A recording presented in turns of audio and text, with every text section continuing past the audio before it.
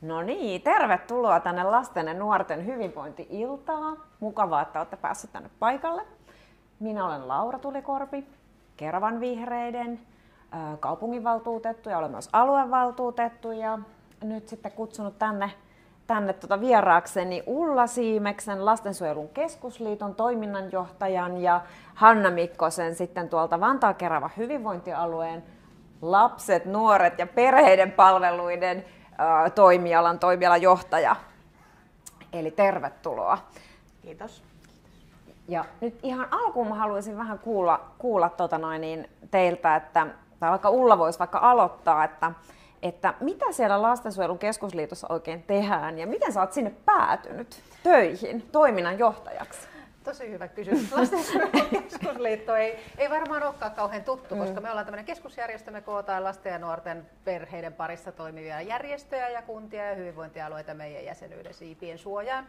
Ja meidän jäsenet siis työskentelee lasten, nuorten ja perheiden parissa. Ja meidän tehtävä on sitten niin kuin siellä kattoorganisaationa huolehtia lapsiin ja nuoriin liittyvästä vaikuttamistyöstä, niin että Suomessa lapset ja nuoret ja perheet voisivat mahdollisimman hyvin, ja sitten lapsen oikeudet siinä meidän vaikuttamistyön ihan keskiössä. Eli tehdään vaikuttamistyötä, tehdään julkaisuja, kampanjoita, kannanottoja, tehdään paljon vaikuttamistyötä kansalliseen päätöksentekoon. Mä menisin just kysyä, että kehen te pyritte vaikuttamaan? No kyllä, kansallinen päätöksenteko on ihan keskiössä, mutta toki nyt sitten niin kuin hyvinvointialueet ja aikaisemmin myös kunnat on ollut siellä meidän vaikuttamistyön keskiössä. Että tehdään kaikilla tasoilla sitä työtä, mutta ehkä se kuitenkin sitten kohdistuu eniten sinne kansalliseen tasoon. Joo. Sä kysyit myös, miten sä oot päätynyt siihen työhön? Mä oon opettaja taustaltani, mutta sitten jo hairahduin silloin opiskeluaikoina näihin järjestöhommiin ja päädyin sitten järjestöuralle ja on ollut sitten lapsia, nuoria ja perheisiin liittyvissä järjestöissä töissä koko oikeastaan työuran ja nyt sitten viimeiset 1,5 vuotta Lastensuojelun keskusliitossa toiminnanjohtajana. Niin, eli meillä on vähän sama koulutustausta kuin mä oon kanssa opettaja ja luokanopettaja taustaltani. Niin. Joo. Mutta Hanna, miten sä oot päätynyt tonne hyvinvointialueelle toimialan johtajaksi ja juuri lasten ja nuorten ja perheiden palveluihin? Kiitoksia. Sinänsä hauska aasinsilta, koska miten on päätynyt näihin hommiin, niin se on varmaan pitkä ja monipolvinen tie, mutta sinänsä hauskaa, että lapsuuden haaveammattini oli opettaja. Mutta sellaista musta ei koskaan tullut, mutta toisaalta ajattelen, että monia sellaisia opettajan työn elementtejä on ehkä tässä nykyisessäkin hommassa, ei niinkään pelkkää opettamista. Opettaminenhan on myös dialogia ja yhteistyötä. Ja siinä tehdään lasten ja perheiden kanssa myös työtä, että ei se nyt niin hirveän kaukana loppujen lopuksi ole, mutta tosiaan sellainen oli se lapsuuden haave ja monien sattumusten kautta sitten päädyin sosiaalialalle ja pitkään olen tehnyt lasten ja nuorten ja perheiden parissa töitä hyvin erilaisilla tulokulmilla lastensuojelulaitoksesta kotipalveluun ja järjestöpuolella on myöskin ollut pitkään ja nyt sitten kuitenkin vuosia jo sitten täällä niin kuin ihan kunnallisella viranhaltijapuolella siellä sosiaalityön kentällä ja sitten myöhemmin esimerkiksi johtotehtävissä. Ja nyt sitten kun nämä hyvinvointialueet tämän uuden sote-lainsäädännön myötä muodostettiin, niin sitten tulin valituksi tänne Vantaa-Keravan hyvinvointialueelle luotsaamaan ja johtamaan sitten tätä lasten, nuorten ja perheiden palveluita. Ja sillä lailla saan sitä omaa intohimoani tässä toteuttaa, mitä on kohta 30 vuotta jo tehnyt. Ja meillähän on siis sillä tavalla vähän yhteistä historiaa Hannan kanssa, että kun mä toimin Keravan sosiaali- ja terveyslautakunnan puheenjohtaja, niin Hanna oli siellä sitten mikä sun titteli? Perheitä tukevien palveluiden johtajana silloin ja nyt sitten tulit valituksi tähän Vantaa-Keravan hyvinvointialueelle, että ehdittiin 1,5 vuotta Kyllä. luotsia sitten sote-lautakuntaa täällä Keravalla yhdessä. Joo, no miksi me ollaan tää ilta niinku järjestetty ja kokoonnuttu tänne, niin aihehan on nyt todella tärkeä, lasten ja nuorten hyvinvointia. Mä itse jotenkin ajattelen, että se on sellainen kestoaihe, mutta nyt viime aikoina tuntuu, että se keskustelu on niinku ihan joka päivästä. Me saadaan koko aika lukea yhä huolestuttavampia uutisia ja ehkä sitten sellainen ilmiö, mikä on nyt tässä kehittynyt joidenkin vuosien aikana, että se hyvinvointi on lähtenyt niinku eriytymään. Et meillä on nuoria, jotka voi tosi hyvin. Niillä menee koulukin hyvin, ne harrastaa, ne on aktiivisia ja ne pärjää siellä edelleen niin kuin aina ennenkin. Mutta sitten meillä on alkanut osa porukasta niin kuin tippumaan, että on sitä pahoinvointia, mutta sitten on ehkä myös samaan aikaan se oppiminen laskenut. Eli semmoinen se ei ole enää sellainen tiivis paketti, vaan nyt meillä onkin hirveä käppi siinä niiden välillä, että osalla menee vähän kaikessa huonosti ja osa sitten porskuttaa siellä. Niin miten te näette, että mitkä tekijät tähän on? Tämä on nyt aika laaja kysymys ja vaikea kysymys, mutta nyt tästä avointa pohdintaa, että mitkä tekijät tähän olisi vaikuttanut ja miten tämä näkyy teidän työssä, kun te olette molemmat pitkään ollut, sä oot ollut siellä järjestöpuolella ja sä oot sitten enemmän täällä sote-puolella, niin miten se on siellä teidän työn kuvassakin näkynyt, tämä kehitys, että se on mennyt tähän suuntaan? Että lapset ja nuoret eriytyy sekä hyvinvoinnissa että oppimisessa. Kumpi haluaa aloittaa? Tämä oli laaja kysymys. Niin. Jos meillä olisi selkeitä vastauksia, niin me ei varmaan istuttaisi tässä niitä kertomassa, mutta se on just näin. Siellä on suurta eriytymistä. Siellä on tosiaan nuoria, jotka voi tosi hyvin, ja jos me ajatellaan vaikka kouluterveyskyselyä, niin sieltä näkyy, että yhä suurempi osa nuorista voi tosi hyvin ja heillä menee hyvin ja he kokee, että omat vanhemmat on siinä omassa kasvussa ja oppimisessa tukena. Ja sitten on se joukko, jolla menee entistä huonommin ja tulee semmoisia selkeitä pahoinvoinnin ilmiöitä. Ja mä oikeastaan ajattelen, että tässä omassa työssä lapset ja nuoret ja perheet on ollut kyllä puheissa kautta aikojen, mutta ne ei oikein näy sitten teoissa. Et me ajatellaan, että on tärkeää pitää huolta lapsista ja nuorista ja perheistä, mutta sitten kun pitäisi resurssoida sinne suuntaan, että me oikeasti tehtäisiin tekoja sen eteen, että ne vois hyvin, niin sitten se saattaakin loppua se halu siihen. Että ei nähdä sitä, miten tärkeää olisi pitkäjänteisesti vaikuttaa lasten ja nuorten ja perheiden hyvinvointiin, jotta sitten heistä tulee, tai siis lapsista ja nuorista tulee hyvinvoivia aikuisia, jotka sitten kannattelee tätä meidän yhteiskuntaa eteenpäin.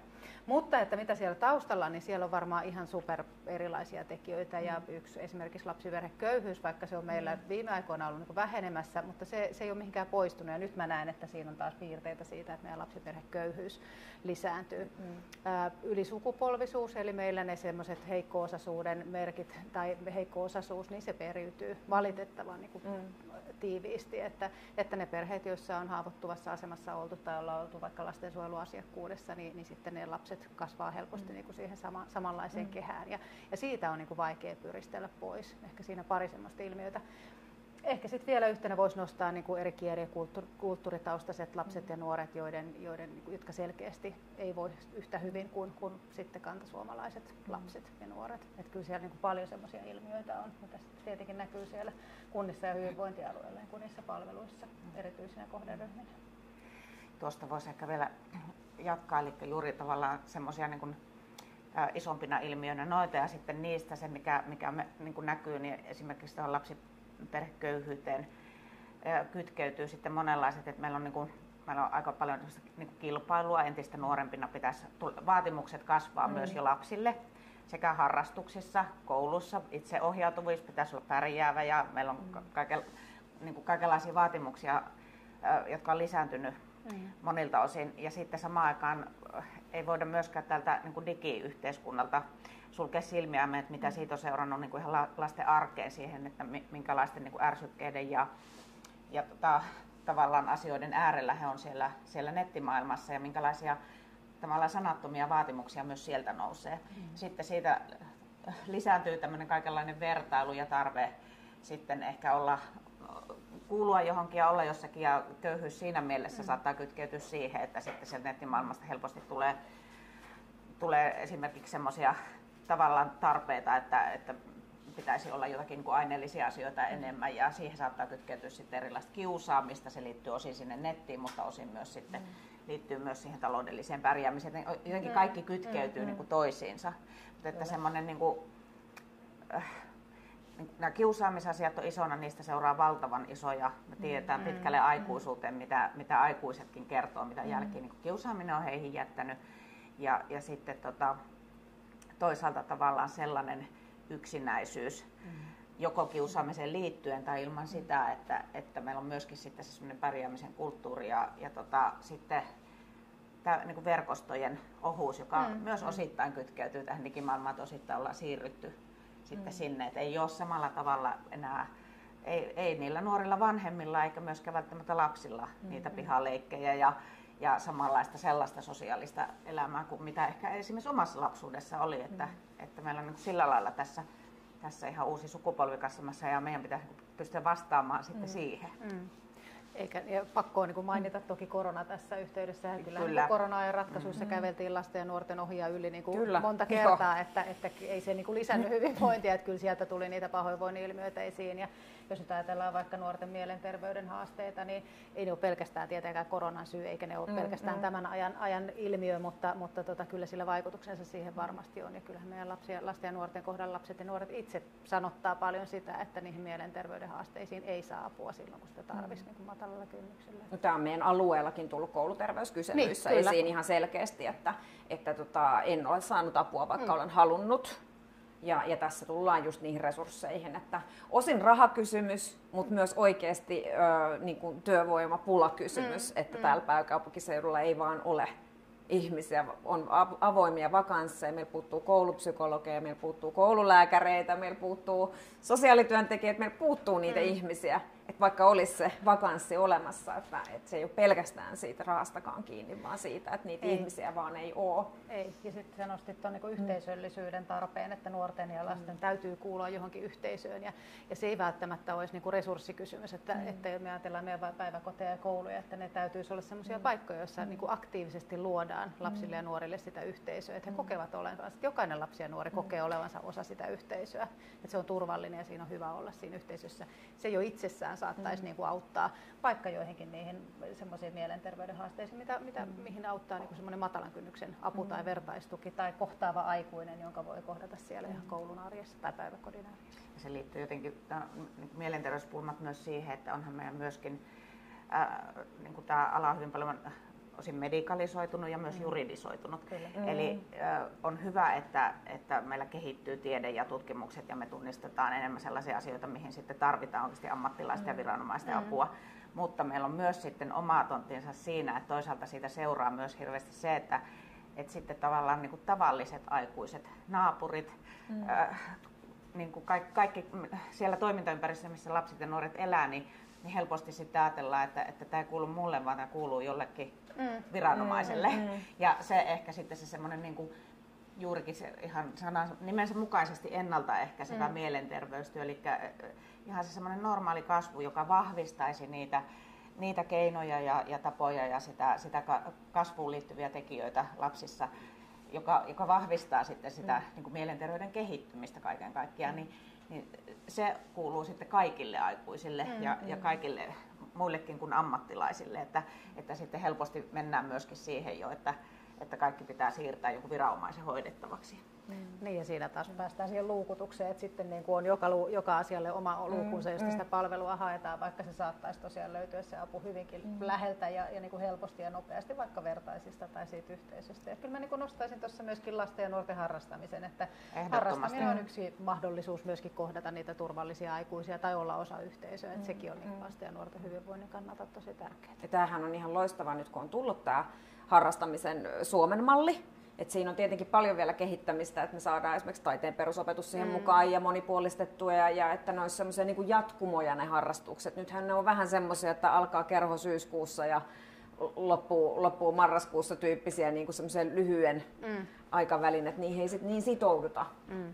Mutta tosiaan siis tämä, että jokaisen lapsen pitäisi kuulua joukkoon ja mä itse niin sieltä koulupuolen maailmasta niin kuin mietin sitä, että kun siellä tulee jatkuvasti sitä, että ei ole aikaa niille lapsille, koska se rakentaminen vaatii aikaa ja se vaatii sitä, että on niin kuin ne olosuhteet sellaiset, että se opettaja pystyy rakentamaan sitä hyvää yhteisöllisyyttä. Et jotenkin nämä kulkee käsi kädessä sen kanssa, kun puhui tulla siitä, että periytyy se köyhyys ja syrjään jääminen jotenkin yhteiskunnasta, niin aiemminhan koulu aika hyvin tasasi tätä. Et niin kuin oppilaat taustasta huolimatta oppi, eteni ja pääsi etenemään. Niin kuin, ja nyt on huomattu, että peruskoulu ei enää tasaakaan niitä taustoja. Ja se on musta tosi huolestuttava kehitys. Et jotain sieltä nyt puuttuu, että me ei pystytä enää turvaamaan sitä, että jokainen saa ne oppimisen edellytykset niin kuin tasapuolisesti. Samoinhan meillä vähän tupaa käymään harrastuksissakin. Tästä huolestakin paljon puhutaan, että tavallaan harrastaminenkin menee tosi nopeasti siihen, että se menee tavoitteelliseksi kilpaurheiluksi. Meillä on paljon lajeja, joissa kustannukset on suuret ja ne ei tosiasiassa tavoita kaikkia lapsia ja perheitä. He ei ole mahdollista harrastaa niitä. Et voi olla joku harrastekerho, mutta sielläkin tulee hyvin nopeasti se sellainen jako, että sitten tietyt lapset lähtee suuntautumaan sinne tavoitteellisemman ja kustannuksiltaan suurempiin harrasteryhmiin. Eli se näkyy se sama ilmiö kyllä jossain määrin varmasti sielläkin. Kyllä niin kuin perusopetuksen osalta mä istuin semmoisessa kansallisessa koulutuksen kehittämisryhmässä, en enää muista mikä sen nimi silloin mahtoi olla, mutta edellisessä tehtävässäni. Ja kyllä tämä oli keskiössä siinäkin ryhmässä ja kovasti pohdittiin, että mitä sille asialle voi tehdä. Ja en mä tiedä, ei sekään ryhmä tainnut siinä selkeisiin ratkaisuihin päätyä, mutta itse ajattelen, että ehkä se semmoinen niin kuin perusasioihin palaaminen, että jos emme saada kouluissa tai luokissa synnytettyä hyvää ryhmähenkeä ja hyvää semmoista oppimisen tavallaan sitä pohjatyötä tehtyä, niin ei se oppiminenkaan siellä tapahdu. Että miten me pystyttäisiin rauhoittamaan sitä koulujen arkeen, niin että siinä on oikeasti opettajalla aikaa rauhassa luoda niistä ryhmistä ryhmiä, jonka kautta sitten se oppiminenkin mahdollistuu paremmin, kun se on jotenkin tasapainossa. Muutostahti on ollut aika kiivasta. Niin, kyllä. Vaikka opetussuunnitelmia ei nyt joka vuosi uusita, mutta tulee koko ajan uusia vaatimuksia sinne koulumaailmaan, että koulun pitäisi hoitaa se ja se ja se asia, ja sitten tuodaan erilaisia ohjelmia ja hankkeita jatkuvasti, joita pitäisi pystyä siinä pyörittämään, niin kyllähän se tekee semmoiseksi, tai itse ainakin olen kokenut, että aika semmoiseksi silppumaiseksi, kun se pitäisi olla mahdollisimman semmoista niin kuin kokonaisvaltaista, niin sitten on niitä projekteja ja muita, joita tulee jotenkin sieltä ylhäältä päin, ehkä enemmänkin, että nyt alkaa tämmöinen hanke ja tämmöinen juttu ja nyt kaikille lapsille sähköiset portfoliot ja niin kuin tavallaan, että se kyllä niin kuin on luonut aikamoiset vaatimukset koululle. Kyllä. Ja nyt kun puhutaan siitä, että kouluissa pitäisi niin kuin olla sukupuolisensitiivistä opetusta ja jokaisella opettajalla pitäisi olla aika hyvä erityisopetusosaaminen, että jonkinlaisia erityispedagogisia opintoja käynyt, koska nythän meillä on tämä inkluusioperiaate ja yhä enemmän luokissa on lapsia, jotka tarvitsevat sitä erityistä tukea, niin opettajan pitäisi olla niin kuin aivan multiosaaja jo tänä päivänä. Kyllä. Et se on niinku yksi ihan selkeästi, mikä kyllä niinku haastaa siellä kentällä. Ja sitten kun niitä resursseja ei ole riittävästi, niin siellä ollaan aika väsyneitä. Kyllä. Ja sitten toisaalta, opettajan pitää olla multiosaaja, mutta sitten, että osataanko me hyödyntää sitä semmoista moniammatillista yhteistyötä meidän kouluissa. Että totta kai meillä on oppilashuoltolaki, joka määrittelee se, että siellä täytyy olla kouluterveydenhuoltaja, koululääkärit ja kuraattorit ja psykologit, mutta että sehän voi olla paljon muutakin. Ja joissakin kunnissa on kokeiltu erilaisia vaikka kouluvalmentajamalleja tai muita, jolloin tuodaan niin kuin koulun erilaisia ammattilaisia, jolloin se opettajan ei tarvitsekaan olla se, joka tietää kaikesta kaiken tai pystyy tukemaan kaikkia lapsia, vaan että siellä niin kuin uskalletaan käyttää eri ammattilaisia. Te molemmat sivusitte tässä vähän tätä palveluiden integraatiota tai sitä asiaa, että sen perheen ei tarvitsisi mennä luukulta luukulle. Ja tätä itse asiassa tuolla hyvinvointialueella on puhuttu alusta asti. Että se on se tavoite, että palveluiden pitäisi niinku olla sen perheen ympärillä, eikä niin, että kun Maijalla menee huonosti koulussa, niin sitten sitä mietitään siellä. Mutta jos se syy onkin, että perheessä on vaikka päihdeongelma, niin sitten ne on kaikki niinku eri osastoilla ja eri luukuilla. Ja itse asiassa tuossa syksyllä oli semmoinen tilaisuus myöskin aiheena lasten ja nuorten hyvinvointi, ja siellä oli Vantaan apulaiskaupunginjohtaja. Ja hän toi sitten semmoisen toiveen, että jos te nyt jotain, siellä oli meitä aluevaltuutettuja tosi paljon paikalla, että jos te nyt jotain, johonkin voisitte vaikuttaa, niin siihen, että tämä koko alue nyt jaettaisikin semmoisiin palvelualueisiin, että tulisi hyvinvointialueelle semmoisia omia rajattuja palvelualueita, jonka sisällä sitten olisi semmoiset tiimit niiden perheiden ympärillä. Että on ihan mahdotonta, kun huomataan koulussa, että on joku huoli lapsella, niin sitten se, että minne niin kuin ohjataan. Että just tämä moniammatillinen tiimi, niin se ei niin kuin vaan nyt ehkä toteudu, mutta mä ehkä Hanna sulta kysyn, että miten sä niin kuin näet tämän, onko tämä Vantaan apulaiskaupunginjohtajan haave ihan niin kuin mahdottomuus, mutta tätähän me myös Keravalla aikoinaan siis yritimme, että tämmöistä niin kuin hyvin integroitua niin kuin ja semmoista tiimimallia. Niin miltä näkymät nyt näyttää tässä kohtaa? Ei se ole ollenkaan älytön haave, ja olen itsekin hänen kanssaan tästä keskustellut, ja tokihan se on meillä myös tässä ikään kuin työn alla, eli mehän parhaillaan koko ajan tehdään ja kehitetään tätä perhekeskustoimintamallia. Ja perhekeskus ei välttämättä tarkoita fyysistä rakennusta, johon me pystytään ihan kaikki palvelut laittamaan, koska sitten meillä ei tietenkään ole sellaisia rakennuksia tässä joka paikkaan ihan noin vaan laitettavissa, mutta meillä on kuitenkin jonkinlaisia keskittymiä nyt jo olemassa tällä alueella ja parhaillaan teemme kovastikin sitä työtä ihan päivittäin, eli selvitämme ja valmistelemme sitä, että mitkä ammattilaiset me saamme niin kuin saman alueen sisälle, joko niin, että osa toimii samassa rakennuksessa, mutta nekin, jotka toimii sit sillä alueella, niin kuinka me saadaan se toimintamalli sellaiseksi, että me juuri onnistuttaisiin tässä paremmin, että saataisiin ne ammattilaiset koottua siihen yhteen. Ja tässä on sanottava myös, että koska olen aina sanonut, että me niin kuin lasten, nuorten, perheiden palvelujen viranomaispalveluissa me ei pystytä kaikkea missään nimessä yksin ratkaisemaan, niin tähän liittyy tähän perhekeskustoimintaan myös tämmöiset avoimet kohtaamispaikat, jossa meillä on vahva yhteistyö järjestöjen, kolmannen sektorin kanssa. Ja me koko ajan rakennetaan tätä perhekeskusverkostoa nyt niin, että siihen kytkeytyy sitten myöskin ne avoimet kohtaamispaikat. Ja siinä niin kuin tavallaan pyritään täydentämään sitä ennaltaehkäisevää tukea, sitä vertaistuen mahdollisuutta, jotta ne, jotka hyötyy siitä ja joilla on pienempiä pulmia, niin he voisivat saada jo sitten riittävästi sitä apua ja tukea niistä paikoista. Ja sitten saataisiin sieltä ohjautumaan myöskin sit sellaiset perheet, joilla on sitten enemmän tuen tarvetta, niin sitten meidän palvelujen piiriin. Eli tämä on kyllä meillä valmisteilla ja mietimme juurikin tätä niin, että kun on iso alue, niin sitten kaikki ei voi olla sillä lailla keskitettyä ja sitä aluetuntemusta tarvitaan, niitä yhteistyökumppaneiden tuntemusta, jotta saadaan niin kuin tehokkaimmin ja tarkoituksenmukaisemmin oikeat ihmiset yhteen. Miten sitten saataisiin vielä niin kuin limittymään tämä perhekeskus näiden koulujen kanssa, kun nyt se oppilashuolto on se liima siellä välissä? Ja mä tiedän, että opetuskentällä vastustettiin aika ankarastikin sitä, että oppilashuollosta se ei saa mennä sinne hyvinvointialueelle, että sitten kaikki hankaloituu ja sitten ne on siellä jossain kaukana. Nyt on tietysti kulunut aikaa niin vähän, että on aika vaan hankala arvioida nyt, että miten se nyt tästä sitten menee, mutta jotenkin itse mietin sitä, että kun aika 100% lapset on koulussa, heidät tavoittaa niin kuin sieltä, että se on mieletön mahdollisuus tuoda se tuki ja apu sinne. Että jos ajatellaan, että sitten on joku fyysinen perhekeskus, minne sinnekin mentäisiin erikseen, kun siellä ne on siellä varhaiskasvatuksessa, ainakin eskarissa ja siitä niin kuin ylöspäin koko perusopetus. Vielä nyt toinen astekin on velvollisuus, niin ne on siellä. Et paljon esimerkiksi nepsyperheet on ollut yhteydessä siitä, että voisiko se toimintaterapeutti tulla sinne kouluun. Et siellähän ne haasteet on. Toki kotonakin joo, mutta sit jos mennään erikseen jonnekin toimintaterapeutin vastaanotolle, niin sehän on ympäristönkin sille lapselle ihan niin kuin eri kuin missä hän normaalisti ne kaikki arkipäivänsä niin kuin viettää. Et jotenkin tätä jättimäistä integraatiota mä haluaisin olla ajamassa, että se koulukin olisi vielä sitten siinä, tai se koulu olisi se perhekeskus.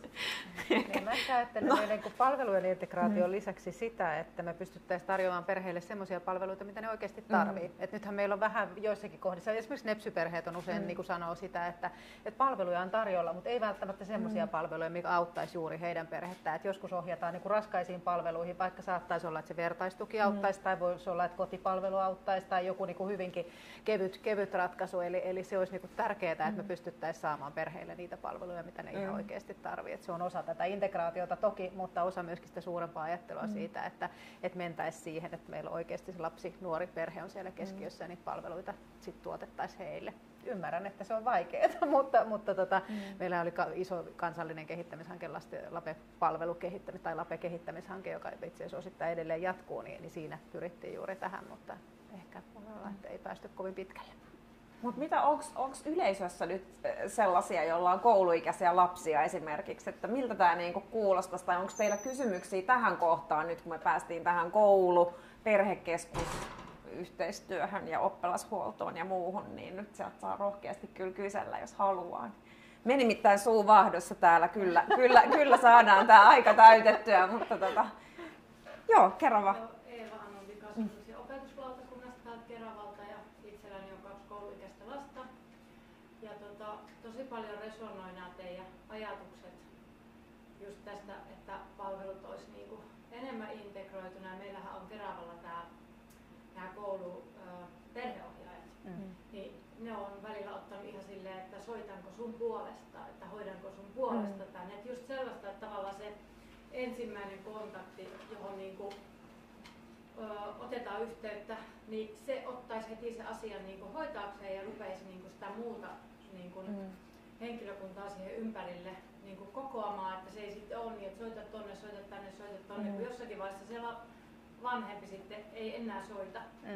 Ja sitten lisäksi myös se, että joskus tuntuu, että niinku esimerkiksi inkluusiossa niin on sellainen tilanne, että käytännössä niitä inkluusion tarvittavia välineitä ja tietoa ei ole. Eli niinku, sitä joutuu niinku vanhempi tuottamaan niitä ideoita. Ja siinä palaverissa voi olla vaikka 8 ihmistä. Ja ainoa ratkaisu tuntuu olevan, että odotellaan sitä pienryhmäpaikkaa. Vaikka käytännössä niitä olisi. Ja sitten se, että kenellä se vastuu siitä inkluusion toteuttamisesta on, koska siellä koulussa on siellä on opettaja, siellä on erityisopettaja, sitten siellä on joku kuraattori. No toivottavasti opettaja pitäisi kannatella, mutta sitten siellä on avustaja, joka sitten kiertää siellä ympäriinsä, jolla on taas omat juttunsa. Ja sitten ne päivät vaihtelee. Eli niin kuin joka viikko on uusi erikoinen viikko. Ja se opettajakin on siinä vaiheessa jo ihan, että mitä me oltiinkaan sovittu. Ja kaikki ne, mitä oltiin sovittu, niin ne kestää tasan viikon, ne tukitoimet. Ja sen jälkeen on unohtunut kuulosuojelmat, on unohtunut me kaikki, mitä oltiin niin kuin sinne viety. Niin sitten se on vähän sellaista niin kuin haastavaa. Sitten käy vaan sääliksi sitä opettaja siinä, jos sillä on niin kuin oikeasti pari sellaista, jolla on lukemisen kanssa vaikka haasteita. Sitten pari tällaista niin kuin vähän vilkkaampaa tyyppiä siellä. Ja sitten sen pitää yrittää niinku jotenkin hallita sitä koko tilannetta, että niinku jo yksi erityisen tuen oppilas, joka on inklusoituna sinne, niin jolla ei ole tukitoimia, niin se voi sen ryhmän, mitä te just kerrotte, että sen ryhmäytymisen, se voi oikeasti niinku heikentää sitä ryhmäytymistä todella paljon. Ja niinku, se on vähän niinku semmoinen haaste, että miten niinku, kun just ajatellaan, että niille erityisen tuen oppilaille, niille niinku syötetään niin kauheasti rahaa ja kaikkea, mutta kun se auttaa sitä koko luokkaa. Ja varsinkin sitä opettajaa, että se saa sen niinku työrauhan, että se voi siinä alkaa sitten luoda sitä. Niin tämmöisiä kokemuksia, että näihin kun saisi jotakin ja just sitä koulutusta ja sitten niinku, että ei niinku vanhemman roolissa tarvitse lähetellä niitä lappuja niistä nepsy-haasteista sinne ja kaikkia esitteitä, että sitä on tullut jatkuvasti kyllä tehtyä, että aivan niin kuin itse joku tietoväylä, vaikka itsellä ei ole mitään tietoa, että se pitää niinku silleen jotenkin toimia semmoisena tietoväylänä, että paljon on tässä inkluusiossa vielä tekemistä. Sulla oli tässä niinku tosi monta kysymystä itse asiassa sieltä tuli, mä yritän rullaa, että mä niinku edes muistan puolia, mutta siis kellä on vastuu, niin siis opetuksen järjestämisvastuuhan on niinku kaupungilla edelleen. Eli niin vastuu inkluusiosta, niin aika itsenäisesti kunnat saa päättää, että miten he sen sitten niin kuin järjestää ja millä rahalla. Et sitähän ei ole sitä valtionavustustakaan korvamerkitty, vaan tuossa kunnassa voidaan käyttää näin ja näin paljon ja viereisessä paljon vähemmän. Tämä on niinku ihan tosiasia, että se raha ei ole mitenkään sama joka lapselle, jolla se erityinen tuki esimerkiksi on. Ja tähän pitäisi saada ehdottomasti muutos, että jos sulla on erityisen tuen päätös, niin sulla on se raha seuraa sun mukana. Tätä vihreät on koittaneet ajaa, koska silloin se turvaisi sen lapsen edun. Sitten opettajana itse koen, en ole itse erityisopettaja, olen opiskellut siis kyllä erityispedagogisia opintoja, mutta en ole erityisopettajaksi valmistunut, niin kyllä mä niin kuin koen, että siinä kouluttamisessa on paljon niin kuin täydennyskoulutettavaa kyllä siinä, että jos inkluusio halutaan hyvin tehdä, niin kyllähän jokaisella opettajalla pitäisi olla sitten niin kuin eväät toteuttaa sitä, koska ei meillä kuitenkaan riitä siihen, että meillä on erityisopettaja siellä mukana koko ajan. Että se olisi tietenkin optimaalinen tilanne, mutta ei sellaista varmaan tule, että meillä olisi sitten se erityisopettaja siellä ihan kokoaikaisesti. Ja saanko vielä siitä vastuusta sanoa sen, että siis mä tarkoitan lähinnä sen niiden pienten asioiden vastuuta. Eli jos on sovittu, että tämä lapsi on välitunnin tämän ohjaajan kanssa tai tämä lapsi syö täällä, koska se ei pysty syömään siellä ruokalassa, niin jotenkin se aina putoaa. Että se sovitaan, että okei, no kyllä me täällä koulussa jotenkin saadaan se hoidettua, mutta sitten lopulta päivästä toiseen tämä lapsi ei saa otettua ruokaa, kun se ei tiedä, että montako lihapullaa, koska se ei vaan näe sitä lappua siinä, koska siinä on niin monta tekijää. niin sitten se ottaa aina yhteen. Ja se ratkaisu, se säilyy aina ja aina, Rexille soittaa aina, että kyllä sinne joku nyt saadaan katsomaan, mutta sitten ei siellä ole kumminkaan sitten ollut ketään. Eli käytännössä niinku se, että kenellä se niinku vastuu siellä koulussa, kun tuntuu, että se on niin hajanainen se maailma, että tuolla on nuo ja tällä on nää ja sitten lopulta se koko homma niinku menee ihan silleen. Mutta kyllä se kuulostaa siltä, että meillähän on siis jatkuva resurssipula, että jos on liian vähän aikuisia, niin eihän ne nappulat pysy käsissä, että kun on niin erilaisia tarpeita ja ne pitäisi kaikki niin kuin muistaa. Että mä niin kuin itse niin kuin ainakin olen kokenut joskus sellaista niin kuin ihan tuskaa siitä, että mä en mitenkään ehdi tätä kaikkea, enkä pysty. Niin. Ja sitten taas niin sieltä vanhempien ja huoltajien näkökulmasta, niin kyllähän siinä joutuu aikamoiseksi palvelukoordinaattoriksi sen oman lapsensa osalta, ja se on ihan hirveän kuormittavaa. Ja sitten toisaalta niin vanhemmalle saattaa tulla sellainen olo, että okei, joo, siellä on se palveluiden arsenaali siellä niin kuin ikään kuin toisella puolella pöytää, ja mä oon sitten yksin siellä toisella puolella pöytää ja yritän niin kuin löytää sieltä niin kuin ne sopivammat ja oikeimmat ja meidän perheelle parhaat palvelut, ja se ei välttämättä onnistu. Me ollaan toteutettu sellaista vaikuttavuusinvestointihanketta, Lapset SIB-hanketta, jossa yksi niin kuin merkittävä tulos, että vanhemmat on kokenut hyötyvänsä ihan hirveästi semmoista rinnalla kulkijapalvelusta. Että on ihminen, joka on sun tukena ja apuna, löytää niitä palveluita, auttaa sua, on juttu seurana, mikä ikinä se onkaan se sen päivän tarve, niin se rinnalla kulkijapalvelu on ollut niin kuin ihan todella vaikuttavaa niiden perheiden näkökulmasta. Lähipiirissäni on eräs, joka on juuri saanut tämän SIB-hankkeen. Ja hän aina hehkuttaa, siis hänen elämä on niin kuin, mä oon, että mistä mekin saataisiin tää SIB? No Hanna, mä ajattelin sut kysyä, että onko meillä toivoa saada näitä rinnalla kulkijoita? Tämähän voisi olla yksi hyvä malli, tai onko tämmöistä meidän hyvinvointialueella?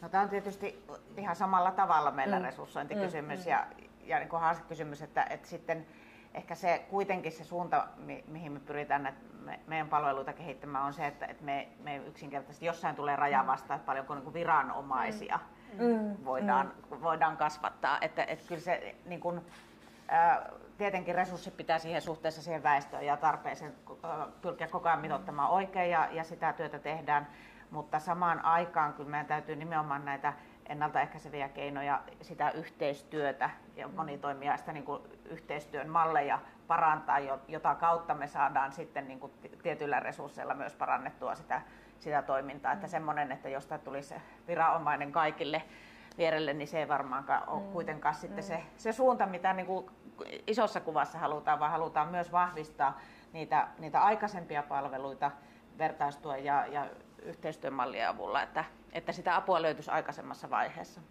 Ja nyt kun puhuttiin tässä koulusta, niin en malta olla sanomatta, että tietysti sitten oman työn näkökulmasta nimenomaan tässä nyt keskityttiin kouluun, mutta ihan lähdetään sieltä neuvolapalveluista ja varhaiskasvatuksesta, joka on myös meidän erittäin keskeinen yhteistyökumppani. Eli sitten kun me ollaan koulussa, niin me ollaan joissakin asioissa jo myöhässä, jos ei me olla hoidettu aikaisemmin asioita. Että kyllähän niin kuin päivähoidossa myös, että päivähoidossa lapsi on ja varhaiskasvatuksessa vielä tiiviimmässä kontaktissa aikuisten kanssa kuin koulussa.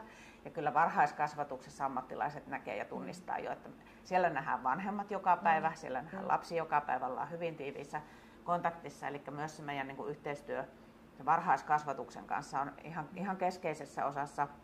Ja sitten vielä, kun palataan vielä vähän taaksepäin, niin lähtien sieltä neuvolasta ja ennen kuin lapsi on varhaiskasvatuksen piirissä, meillä on nimenomaan paljon, niin kuin puhuttiin tässä aikaisemmin jo, että minkälaisia yhteiskunnallisia ilmiöitä meillä voi olla niin kuin nuoria vanhempia, nuoria perheitä tai perheitä muuten, joilla ei ole esimerkiksi tukiverkostoa tai pääkaupunkiseudulla asuu paljon tämmöisiä perheitä, niin sitten se tavalla, että miten me niin kuin luodaan heille apua ja tukea jo esimerkiksi niissä kohtaamispaikoissa, neuvoloiden kanssa löydettävissä palveluissa ja kaikissa meidän kuntien palveluissa niin, että he saisi siellä niitä eväitä, kuinka sen oman lapsen kanssa toimitaan.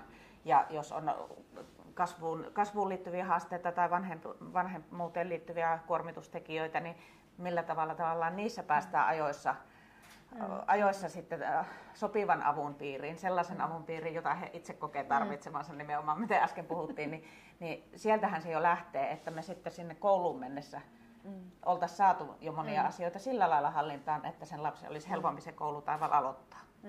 Mä oon tismalleen samaa mieltä siitä, että varhaiskasvatuksessa meillä on ihan loistavat opettajat siellä ja ammattilaiset, jotka kyllä näkee, mutta mä oon kokenut itse, että ongelma on se, että vaikka he näkee ja kertoo siitä, että nyt on haasteita ja tarvittaisiin apua, niin sit sitä ei kyllä tuu, että sitten se on se jono.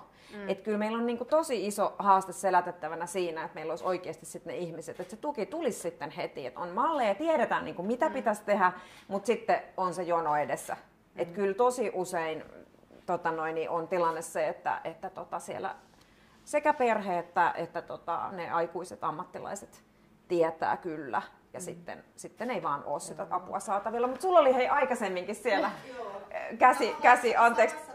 Joo. Mennään edelleen, eli siis justiinsa inkluusio, mitä nyt sekä koulun puolella että varhaiskasvatuksessa niin kun vedetään läpi, niin itselläni on kouluikäinen sekä varhaiskasvatusikäinen, on varhaiskasvatuksen opettaja tällä hetkellä tasa-arvo- ja yhdenvertaisuushankkeessa kehittäjäopettajana Järvenpäässä. Ja sieltä juurikin ne heikompioosaiset ovat ne, jotka nousevat siis esille. Hirveästi näiden kaikille yhteinen vaka ja kaikille yhteinen koulu ja muiden hankkeiden myötä sitä tietoisuuttahan on tuotu tosi paljon kentälle. Toki tarvetta sille on, mutta sekään, että me lisätään koulutusta, ei poista sitä haastetta, että teillä ei ole niitä resursseja siellä kentällä. Et just se, että se ei auta, että me tiedetään, miten pitäisi ja miten, kun meillä ei ole riittävästi käsipareja tekemään sitä.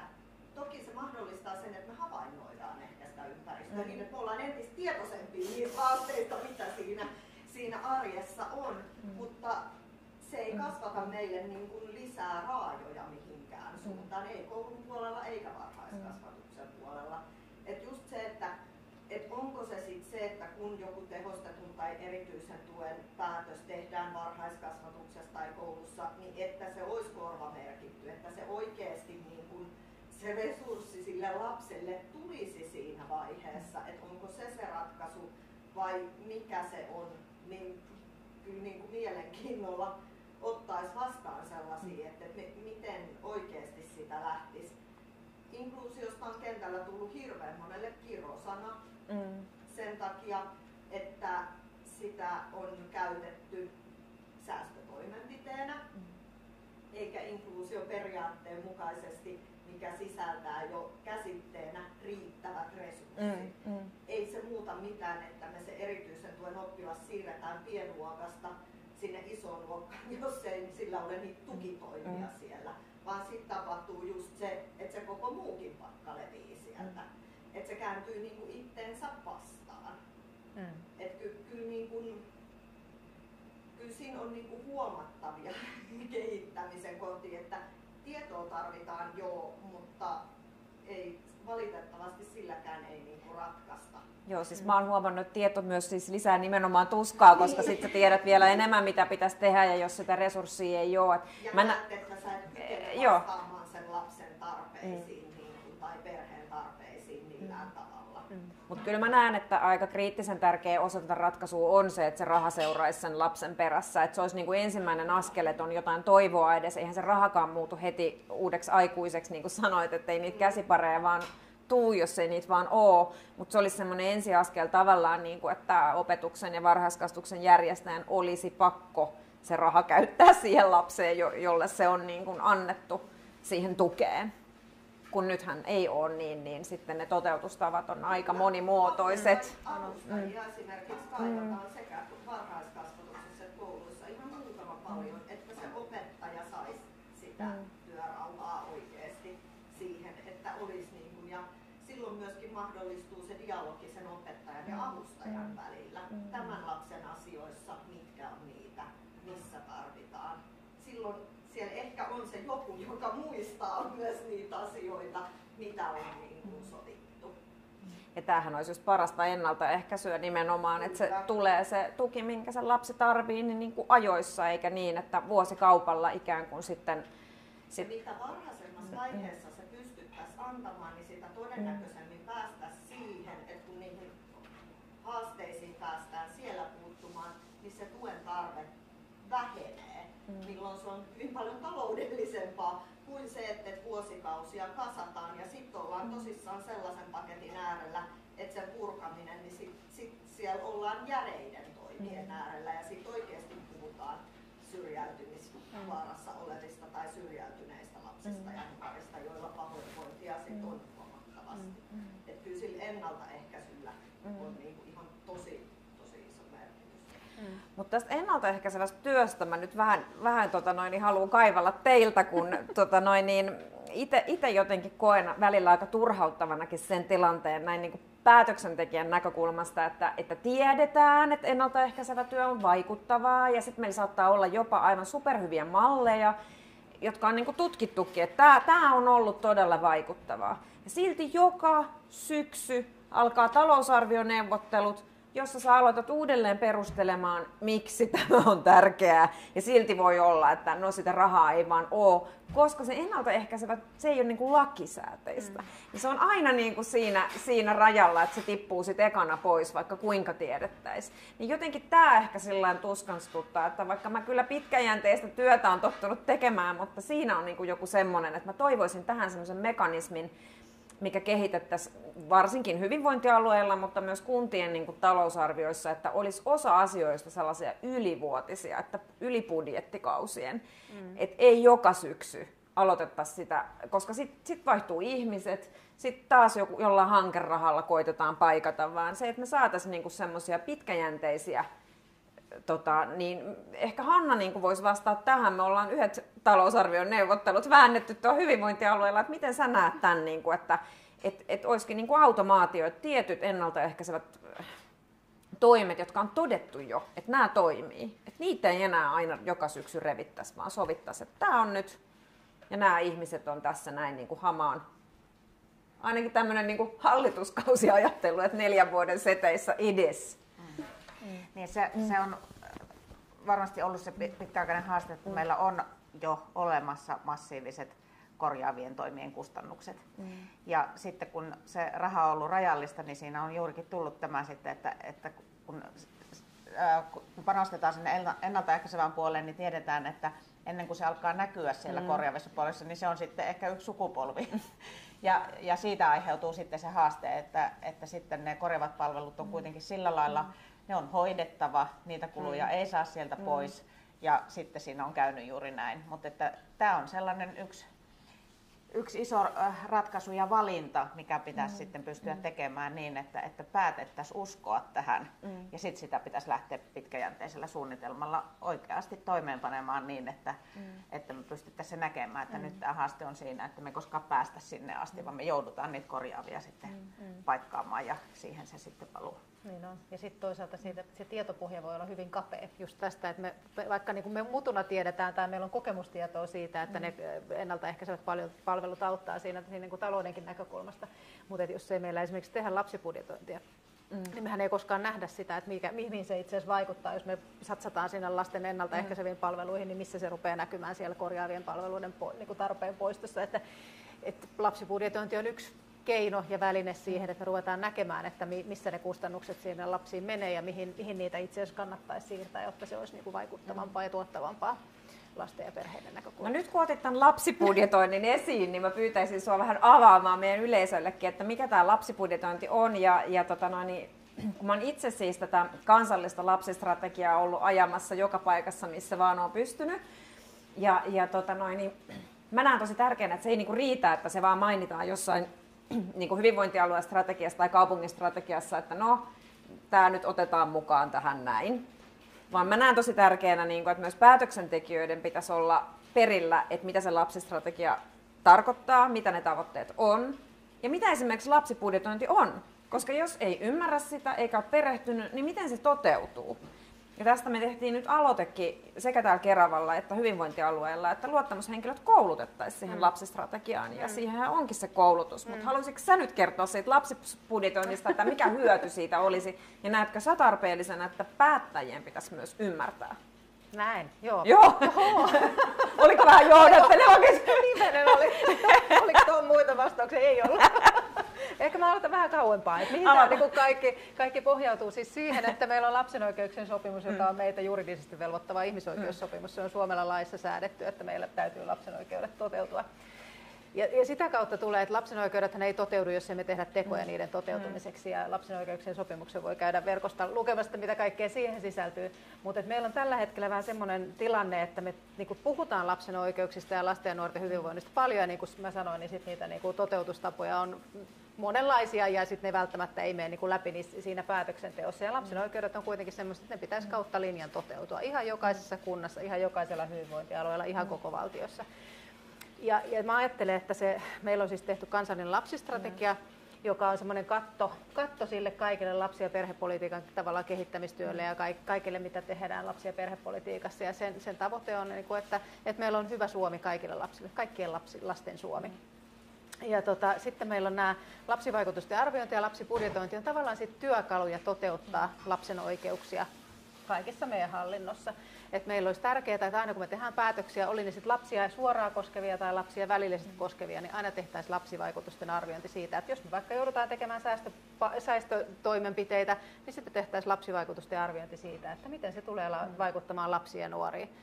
Ja sitten tietenkin pitäisi vielä toimia niin, että ne vaikutukset olisi pienet ja että me toteutettaisiin lapsen oikeuksia, vaikka me tehtäisiin säästöjä. Eli se niin lapsivaikutusten arviointi on se toinen työkalu ja toinen on sitten se lapsibudjetointi, jonka avulla ihan aidosti sieltä niin kuin kunnan tai hyvinvointialueen tai valtion talousarvioista katsottaisiin, että mihin asioihin siellä niin kuin lapsissa käytetään rahaa ja miten ne jakautuu vaikka ikäryhmittäin. Siis malleja on varmaan erilaisia, mutta että me seurattaisiin sitä lapsiin käytettävää rahaa ja sen rahan vaikutuksia sitten taas niin kuin pitkällä aikajänteellä sinne lasten ja nuorten tulevaisuuteen. Että ne on niin kuin työkaluja sinne hallinnon tasolle, että mistä me nähdään, että me saadaanko me lapsen oikeudet toteutumaan.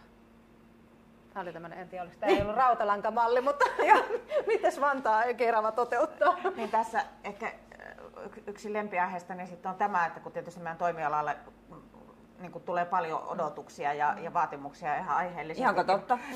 Siitä, mihin kaikkeen meidän pitäisi pystyä, niin aina niin kuin sanoa, että me ei myöskään pystytä yksin meidän toimiala mihinkään. Että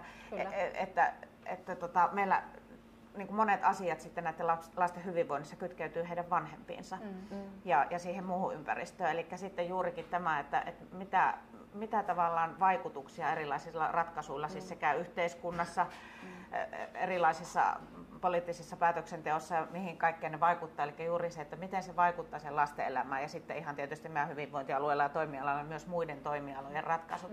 Terveyspalvelut on keskeisessä roolissa siinä, että miten meidän näiden lasten vanhempien terveydentilasta huolehditaan, päihde- ja mielenterveyspalvelut aivan keskeisessä roolissa yhteistyössä meidän kanssa. Sitten siellä on se aikuissosiaalityö, kotoutumispalvelut, kaikki tällaiset asiat. Puhumattakaan sitten, kun mennään kuntatasolle, niin voidaan puhua siis ihan, että minkälaiset asuinalueet meillä on, minkälainen kaavoituspolitiikka meillä on.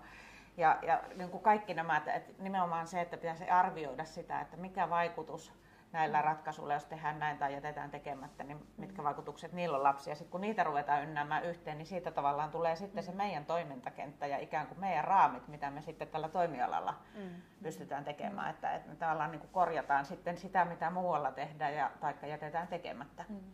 Että yksin ei lasten, nuorten ja perheiden toimialakaan lasten tilanteeseen pysty vaikuttamaan. Ei missään nimessä, ja tässä pitäisi tehdäkin just sitä yhteistyötä myös sitten niin kuin kuntien kanssa, että yhdessä, ja sitä hytetyötä, mitä nyt on muotisana tämä hyte, että hyvinvoinnin ja terveyden edistäminen, mutta että just sitä liimakohtaa, että jaetaan sitä vastuuta. Mikään toimiala ei pysty yksin, se on ihan selvä. Mutta jotenkin mä vielä itse mietin sitä niin että päätöksentekijän näkökulmasta, että jos ei tiedä, mitä se lapsistrategia sisältää tai ei tiedä, mitä se lapsivaikutusten arviointi on, niin miten päättäjä voi huomioida sit päätöksenteossa. Että kyllä se on musta niin ihan olennainen ja kaiken A ja O, että tämä on niin hallussa. Ja mun mielestä tässä on niin valtakunnallisesti vielä ollaan aika takamatkalla. Tapahtuu paljon asioita, tehdään paljon päätöksiä ja sitten on niin unohdettu, että ai niin, kyllähän tämä, että niin tehtiin tämä toimenpide, niin sekin itse asiassa vaikuttaa lapsiin. Niin ne niin vaan unohtuu. Että Keravallahan me tehtiin tai olin tekemässä vihreän kollegani kanssa tällaista ylipäätään siis päätösten ennakkoarvioinnin tämän evauksen niin kuin käyttöönottoa Keravalla, ja se meni läpi vuosi sitten. Mutta mä en ole päättäjänä vieläkään niin kuin saanut sellaista konkretiaa siitä, että missä kohtaa nyt on esimerkiksi lapsivaikutusten arviointi tehty, ja mä luulen, että sitä ei ole niin kuin vaan vieläkään saatu. Että se vaatii opettelua niin kuin koko organisaatiolta, että se niin kuin tosi hitaasti lähtee niin kuin käyntiin. Ja siksi mä toivoisin, että myös päätöksentekijät koulutettaisiin siihen ymmärtämään niitä sisältöjä, jotta se sitäkin kautta vähän nopeutuisi se prosessi. Joo. Se on just näin, mutta ei se, jos me ajatellaan valtionhallintoa, niin ei se sielläkään mitenkään kauhean vauhdilla ole edennyt. Kyllä sielläkin hitaita, mutta toisaalta askeleita on otettu eteenpäin koko ajan. Jos me ajatellaan lapsibudjetointia, niin tällä menneellä, tai nyt vielä käynnissä olevalla hallituskaudella, niin on selkeästi viety asiaa eteenpäin. Että on hyvä, että ne etenee. Että vaikka itse tosiaan, kun on yrittänyt viedä tätä asiaakin eteenpäin jo niin kuin monta vuotta, niin se tuntuu kauhean hitaalta se tahti, mutta kuitenkin askeleita on jokainen eteenpäin ja eri kunnat ja hyvinvointialueet varmaan vähän eri vaiheessa tässäkin työssä. Mutta kyllä me sitten nähdään meidän järjestössä, että hyvinvointialueista osa on pyytänyt meitä siihen jeesiksi tai jotain muita järjestöjä, ja toisaalta valtiovarainministeriöllä on omat kehittämishankkeensa ollut esimerkiksi lapsibudjetointiin liittyen. Että kyllä me tietenkin sit mielellämme myöskin jeesataan, jos sitä apua niihin tarvitaan. No mehän ruvetaan nyt tekemään yhteistyötä vai mitä näillä puheilla. Joo. Mutta onko yleisöllä vielä jotain kysymystä mielen päällä liittyen lasten ja nuorten hyvinvointiin? Joo. Mä voisin kysyä, mä mietin jotenkin tuossa, kun tuossa tuli puhetta tavallaan siitä, että meillä on niin just resurssipulaa ja niin kuin, että se, tavallaan, että meillä on se tietty niin kuin, puuli, mistä me voidaan ottaa tekijöitä, ja jotenkin näen niin kuin, siinä aika paljon sellaista tavallaan, että me tunnistetaan tavallaan se, että meidän pitäisi saada tuolta päättäjiltä jotain ja sitten sitä ei tule. Niin, mä mietin ehkä sitä, niin kuin, sitä kautta, että löytyykö meillä tai niin, löytyykö näkökulmia siihen, että miten meidän nykymuotoista demokraattista päätöksentekojärjestelmää itsessään olisi, tai sitten jotain niin kuin yhteiskunnan palvelumuotoilua, olisiko siellä jotain semmoisia niin kuin kehittämiskohteita, millaisia, niin kuin, että tavallaan, että voidaanko kehittää niitä jotenkin ratkaisukeskeisesti niin kuin palvelemaan paremmin lasten, nuorten, perheiden tarpeita. Ja sitten just, että voiko esimerkiksi lapsia, nuoria ja perheitä osallistaa paremmin jotenkin heitä koskevassaan päätöksenteossa. Mitä mieltä te olette vaikka vaaleissa äänestämisen alaikärajan laskemisesta? Se nyt on yksi asia, mikä tulee niin tuossa heittämällä mieleen. Tai sitten joku avoimet kansalaisfoorumit tai joku osallistava budjetointi. Sitten olikin vähän just lapsibudjetoimista niin puhetta, mutta mietin, että onko tavallaan tuommoisia ikään kuin metatasan juttuja, että jos tämä järjestelmä itsessään on paljon sen niin päätöksentekojärjestelmän alla ja sen niin alta vastaajana, niin sitten pystytäänkö vaikuttamaan siihen, että se päätöksentekojärjestelmä itsessään toimisi sulavammin, ettei siellä jouduta johonkin semmoisen byrokratian rattaaseen. Sä osuit niinku mun lemppariaiheeseen, nimittäin tämä osallisuus ja sen vahvistaminen, ja siinä on mun mielestä meillä ihan valtavasti töitä. Vantaan Keravan hyvinvointialueella on siis lähidemokratia- ja osallisuuslautakunta, joka on juuri saanut valmiiksi osallisuusohjelman, joka on oikeasti hyvä. Mutta se, miten se sitten lähtee toteutumaan ja kuinka kauan siinä menee, että se osallisuus lähtee oikeasti vahvistumaan, niin sitä ei tiedä nyt kukaan sitten, mutta se ohjelma on aika hyvä. Mutta kyllä mä näen ongelmana nimenomaan sen, että meillä ei ole sitä tietoa niiltä ihmisiltä riittävästi, jotka olisi just ne asiantuntijat. Ja mä näen tämän myös niinku suhteessa sinne työntekijöihin, että tavallaan meillä on niinku, opettajat varmasti tietää tai varhaiskasvatuksen opettajat, että mitä pitäisi tehdä, mikä olisi nyt hyvä. Ja sitten voi olla, että heiltä ehkä joskus kysytään, mutta sitten voi olla, että niitä vastauksia ei hyödynnetä. Eli meillä on valtavasti tietoa, mutta me ei niinku saada sitä jotenkin käyttöön. Ja tämä on niinku sellainen iso kehittämispaikka, tämä osallisuuden. Ja olen sitä mieltä, että äänestysikärajaa pitää alentaa, jos sitä kysyt, niin minä olen täpännyt sen vaalikoneessa, että kyllä ehdottomasti, että nuorten niin kuin kiinnostus politiikkaan ja päätöksentekoon ja vaikuttamiseen, niin mä uskon, että jos heillä on rikosoikeudellinenkin vastuu 15-vuotiaana, niin kyllä he voi olla vastuussa omasta mielipiteestä 16-vuotiaana. Että näin mä niin kuin näen tämän, mutta mitä ajatuksia teille heräsi tästä? No nostit ihan tosi tärkeän asian esiin, ja kyllä mä ajattelen, että osallisuus on tosi tärkeää, se on niinku ideologiana tavallaan tärkeää, mutta mä ajattelen ihan palveluiden kehittämisessä, että ihan hirveän hyviä kokemuksia esimerkiksi siitä, että lastensuojelun kokemusnuoret on niin kuin kehittämässä niitä palveluita itse, koska heillä on se omakohtainen kokemus siitä ja sitten sitä tehdään niin kuin asiantuntijoiden kanssa yhdessä sitä kehittämistyötä. Tai jos mä ajattelen vaikka nepsyperheitä, että kun he tuntuu olevan näissä palveluissa niin semmoisia väliinputoajia, niin sitä kehittämistyötä pitäisi tehdä niiden perheiden kanssa, kun he tuntee ja tietää sen, että mikä siinä tilanteessa kaikkein parhaiten auttaisi. Ja kyllä mä ajattelen, siis meillä puhutaan ihan hirveästi resursseista ja teen sitä itsekin ihan päivittäin ja vaadin lisää resursseja milloin mihinkäkin, mutta kyllä mä ajattelen, että kyllä meillä on paljon myöskin tehtävänä niin kuin semmoista työtä, että ajatellaan uudella tavalla, ajatellaan asioita uusiksi, mietitään niin kuin palveluita ihan niin kuin eri näkökulmasta, mitä ollaan kehitetty. Et ei yritetä kehittää sitä aina sitä olemassa olevaa ikään kuin viilata paremmaksi, kun se ei välttämättä mene siitä yhtään paremmaksi, vaan välillä täytyy niin kuin vähän repiä rikki ja rakentaa kokonaan uudenlaisia palveluita, että ei niin kuin jäädä jumiin siihen olemassa olevaan palveluun, että se resurssit ei aina ole se autuaksi tekevä asia. No, ihan samoilla ajatuksilla, eli juurikin se, että nimenomaan tämä, niin kuin, mistä puhuin, tämä tämmöinen juridisoituminen ja medikalisoituminen, että joka asia ei keksitä taas uusia ammattilaisia tai jotenkin uutta erityisryhmää, jotka rupeaa tekemään jotain erityistä, vaan ehkä niin kuin nimenomaan ehkä pikkasen palata perusasioihin. Me tarvitaan erityisosaajia, on tiettyjä asioita, joille on paikkansa ja ne on tutkittuun tietoon perustuvaa tarvetta, mutta just, että joissakin asioissa voitaisiin ehkä palata pikkasen taaksepäin ja tavallaan miettiä juurikin sitä, että miten me voidaan tehdä vähän uudella tavalla ja eri tavalla asioita, eikä sillä jatkuvalla eriyttämisellä. Ja tuo osallisuus on luonnollisesti todella keskeinen ja tärkeä tarve myös tässä, kun me mietitään sitä palveluiden kehittämistä, että me kuullaan oikeasti, että mitä ne kuntalaiset ja meidän asiakkaat, jotka tarvitsevat meidän palveluja, niin millä tavalla he tulee parhaiten autetuksi. Ja sitten meidän pitää niin oikeasti tehdä niitä toimenpiteitä sitä kuulen. Että kyllä esimerkiksi tässä Vantaan-Keravan hyvinvointialueella muun muassa lasten ja nuorten mielenterveyspalveluihin liittyen järjestettiin hyvinkin laajalti kyselyä ja todellakin mietittiin esimerkiksi, kun meillä on tämä nuorten nuppia ja tässä Keravalla on tämä asema, niin aidosti otettiin huomioon, kun lähdettiin tekemään fuusiovalmistelua, niin katsottiin sitä, että minkälaisia vastauksia sieltä tuli, kysyttiin siis sekä nuorilta että vanhemmilta. Ja lähdettiin miettimään juurikin sitä, että missä he haluavat tavata. Ja sitten kun puhuttiin tästä, että pitääkö kaikki viedä sinne koululle, niin sitten kaikki ei halua tavata siellä. Eli juuri me kyllä tarkasti tutkittiin ne vastaukset ja mietittiin juuri, että meillä pitää olla sitten ehkä variaatioita tarjota, koska asiakkaiden tarpeet on erilaisia ja aukioloaikoja. Haluuko he tavata? Kaikki ei halua tavata kasvotusten. Meillä pitää olla myös erilaisia välineitä tapaamiselle. Eli juuri tämä osallisuus ja osallistaminen siihen, että ei ole järkevää kehittää palveluita, jos emme kysytä käyttäjiltä, mitä he tarvitsevat. Ja sitten kun me saataisiin vielä niin kuin kaikki osallistumaan niihin kyselyihin, että useinhan on niin, että ne aktiiviset osallistuu, että se on niin kuin oma haasteensa, että me ei saada niitä vastauksia niiltä, joita itse asiassa asia niin kuin eniten koskisi.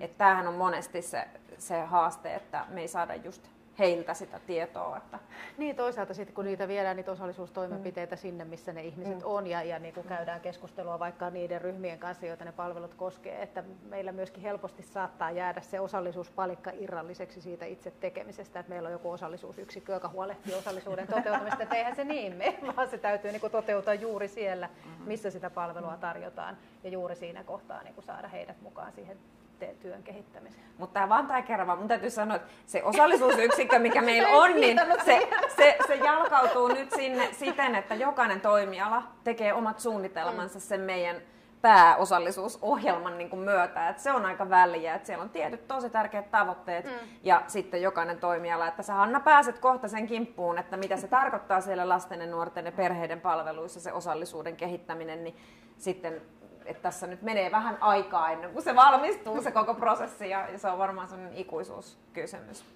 Mutta hei, meillä rupeaa aika loppua vähän kesken. Tai ei se nyt kesken lopu, vaan kello on juuri sitä, mitä se nyt kuuluukin olla tässä vaiheessa iltaa. Mutta niin, mä ajattelin, että haluaisitteko te sanoa loppuun vielä jonkun semmoisen toiveen, mitä lasten ja nuorten hyvinvoinnin eteen, että jos te saisitte päättää jonkun asian, mikä pitäisi ratkaista nyt vaikka niin kuin muutaman vuoden, sanotaan ensi hallituskauden aikana, niin mikä se niin kuin olisi? Mikä on niin kuin kriittisin asia?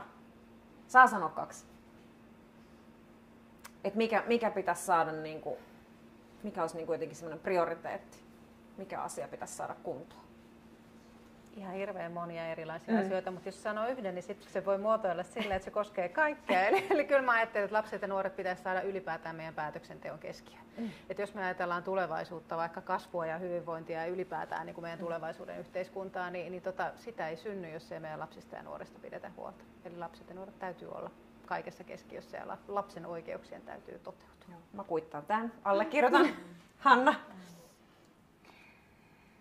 Joo, tuohan niin kuin, tavallaan ajatukset juurikin kilpistyy, eli ehkä niin kuin itsellä on monesti se, että kun mä tietenkin työskentelen päivittäin ihmisten kanssa, jotka suhtautuu tosi intohimoisesti tähän niin kuin lasten ja nuorten auttamiseen ja ollaan niin kuin siinä ympäristössä, mutta sitten juurikin se tarve siihen, että kun siellä on ne vanhemmat ja me tarvitaan ne vanhemmille niitä palveluita, jotta ne lapset tulee samalla autetuksi, niin ehkä se sillä lailla tulee siihen semmoiseen niin kuin siihen systeemiseen työn kehittämiseen ja kytkeytyy tietysti tähän lapsistrategiaan siihen, että se pitää muuallakin ymmärtää, miten se vaikuttaa siihen lapsiin, koska tosiaan me ei pystytä sitä itse ratkaisemaan, niin sillä on kytkeytyy tähän samaan teemaan, että se niin kuin, vaikutukset lapsiin niin kuin pitää kaikessa päätöksenteossa ja kaikilla toimialoilla sekä kunnassa että hyvinvointialueilla ja järjestötyössä tunnistaa, jotta voidaan tehdä niitä toimenpiteitä sitten sen tavoitteen eteen. Eli teillä oli niinku sama itse asiassa. Tavallaan niinku sama, koska ne kytkeytyy. Kyllä. Joo.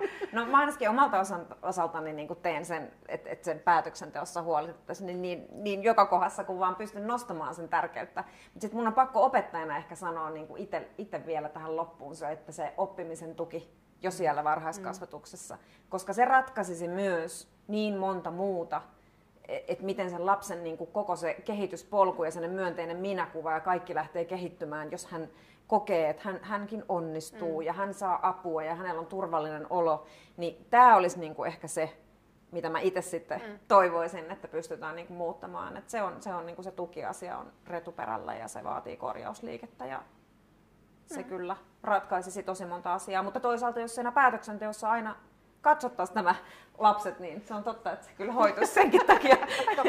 Aika moni asia, että ei kun sitä kohti. Hei, kiitoksia yleisölle hyvistä kysymyksistä, kiitoksia kun tulitte.